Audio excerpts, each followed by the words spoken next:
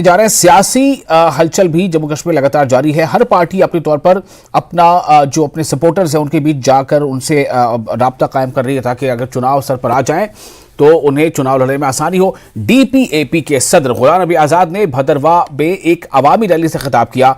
गुलाम नबी आजाद ने कहा कि जब मैं सीएम था तो भदरवाह में सैकड़ों तरक्याती काम शुरू किए गए, लेकिन आज मैं देख रहा हूं कि भदरवाह में कोई तरक्की नहीं हुई।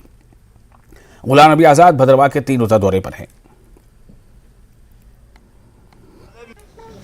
देहात में तो कोई जगह नहीं है जो पहाड़ मैंने खोदा नहीं। कोई है?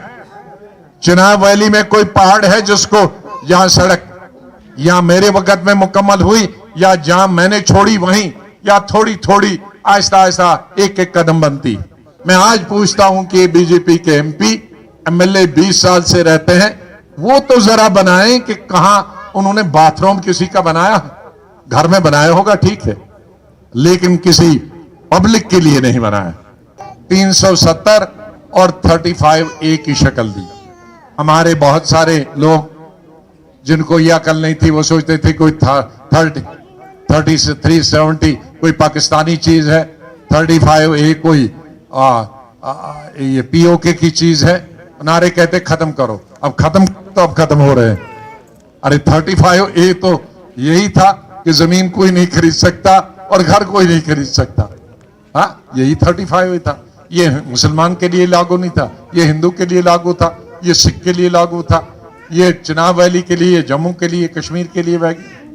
अब वो लागू हो गया। सबसे ज्यादा जो नारे देने वाले थे जम्मू, वही इसकी आड़ में आ रहे हैं, क्योंकि कश्मीर में कोई डर से न मुलाजमत करता है न जमीन खरीदता, तो चिल्लाने वाले खुद उनके गले में पड़ गया। तो लेकिन ये आपको समझ आना चाहिए। तो इसी तरह से 370 भी सिर्फ हमारे जम्मू कश्मीर के लिए, वो कानून हिंदू को भी जो फायदा था वो मुसलमान को भी फायदा था, वो सिख को भी था, वो गरीब को भी, वो जम्मू वाले को, कश्मीर वाले को, डोडा वाले को, भद्रवाह। तो ये चीजें एक वो ली। फिर चलो उसके बाद स्टेट भी हमारी ली, यूटी बना दिया, ये भी चल ही रहा था। और इसके साथ ही फिलहाल एक छोटा सा ब्रेक लेते हैं। ब्रेक के बाद खबरों का सिलसिला जारी रहेगा।